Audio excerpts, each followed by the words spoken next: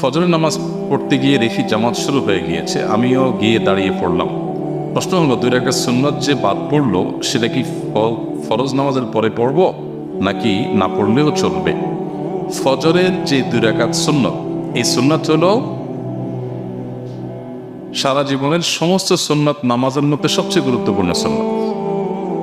সুন্নত নামাজের যে জগৎ, এই জগতের সবচেয়ে গুরুত্বপূর্ণ সুন্নত হলো ফজরের নামাজের আগের, ফরজের আগের যে 2 রাকাত সুন্নত আছে। এই জন্য নবী করিম সাল্লাল্লাহু আলাইহি সাল্লাম বলেছেন, লা তাদউমা ওয়ালাউ তারাদাতকুমুল খাইল, তোমার যদি বাহন ছুটে যায় যাক, তবুও এই 2 রাকাত নামাজ ছাড়বা না। সফরে সাধারণত সুন্নত নামাজ এটা পড়া আমরা নিজেদের আবাসস্থলে থাকলে যেরকম গুরুত্বপূর্ণ, সেই গুরুত্ব সফরে থাকে না। অনেক ইমামগণ তো বলেছেন যে সফরের সুন্নত আমাদের অপশনই নেই।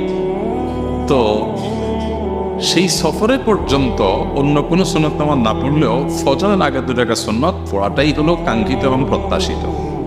সেজন্য ফজরের আগে 2 রাকাত সুন্নতকে খুব গুরুত্বের সাথে আদায় করতে হবে, করা উচিত।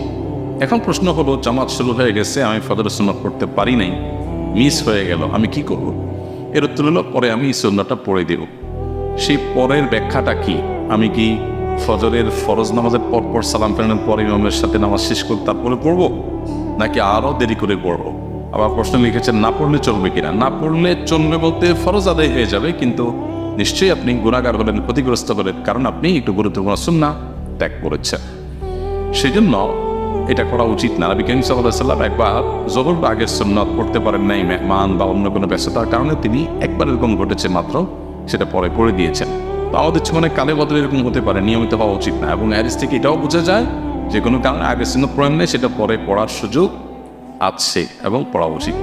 এখন কখন পড়বেন? এর উত্তর হলো যে ফজরের সালাম ফেরানোর পরে না পড়ে সূর্য উদিত হওয়ার 15-20 মিনিট পর এশাকের নামাজ রক্ত যখন হয়, তখন থেকে নিয়ে আপনি যখন খুশি যখন রাগ পর্যন্ত আপনি পড়লেন, এটা হলো উত্তম। ওই সময় পর্যন্ত অপেক্ষা করে পড়তে পারলে। আর যদি মনে হয় যে না, তখন আর পড়া হবে না, অনেক ওলামা ইকরাম ফজরের নামাজের পর সূর্য ওঠার আগে আগে এর মধ্যে পড়ার অনুমতি দিয়েছেন। এটা দায়িক আলোচনা, অনেক বিস্তারিত আলোচনা করা যেতে পারে। নবী করিম সাল্লাল্লাহু আলাইহি ওয়াসাল্লাম হাদিস রয়েছে, ফজর এবং আসরের পরে কোনো নামাজ নাই। এখানে নামাজ নাই বলতে কি বোঝানো হয়েছে, অনেক দীর্ঘ আলোচনার বিষয়। শুধু আমরা এটুকু জানি যে উত্তম হয় ইখতিলাফের ঊর্ধ্বে উঠে আমরা ফজরের ফরজ নামাজের পর এশাক ওয়াক্ত হবে সূর্য ওঠার 20 মিনিট পর, তারপরে আমরা এই সুন্নাত নামাজটা পড়ব। তখন যদি পারেন পড়লেন, না হলে যোহর রাগ দিয়ে পড়ে দিলেন, এটা উত্তম। আর যদি একান্ত পরে আর পড়ার কোনো অপশন না থাকে, আপনার কাছে সম্ভাবনা না থাকে, আর ফজরের সুন্নাতের পর পড়ে ফেলেন, তো অনেক আমাদের মধ্যে সেটা আদায় হয়ে যাবে। কিন্তু উত্তম হবে আপনি ওই সূর্য ওঠার পর পর্যন্ত অপেক্ষা করে তারপরে পড়াটা